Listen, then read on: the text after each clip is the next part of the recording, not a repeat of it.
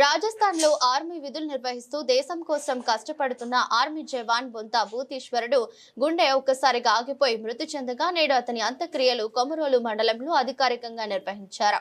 ప్రకాశం జిల్లా కొమరోలు మండల పరిధిలోని ఎడమకల్లు పంచాయతీ ముక్తాపురం గ్రామంలో గ్రామానికి చెందిన ఆర్మీ జవాన్ బొంతా భూతీశ్వరుడు రాజస్థాన్ లో మృతి చెందారు.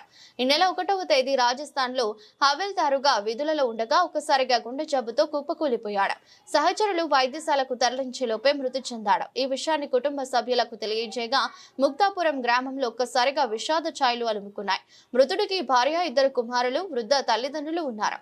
భూతీశ్వరుడు పార్థివ దేహాన్ని నేడు అనగా మంగళవారం కొమరోలు మండలంలో స్వగ్రామానికి రాజస్థాన్ ఆర్మీ నాయక సుబేదారు మరో 2తో కలిసి తీసుకురాగా అంత్యక్రియలు నిర్వహించారు. ముక్తాపురం చుట్టుపక్కల గ్రామాల నుండి పెద్ద సంఖ్యలో మహిళలు, పురుషులు పాల్గొనగా మృతి చెందిన ఆర్మీ జవాన్ ఇంటి వద్ద నుండి శ్మశానం వరకు ఊరంతా నడుచుకుంటూ వచ్చి ఆయనకు ఆశ్రు నయనాల మధ్య అంత్యక్రియలు నిర్వహించారు. పార్థివ దేహాన్ని చెక్కపెట్టెలో ఉంచి దానిపైన ఉన్న జాతీయ జెండాను మృతి చెందిన సైనికుడి తల్లిదండ్రులకు అప్పగించి దేశం కోసం ప్రాణాలర్పించిన మీ బిడ్డను జాతీయ జెండాలో చూసుకోవాలని ఆర్మీ ఎన్సీసీ సిబ్బంది వారికి ధైర్యం చెప్పారు.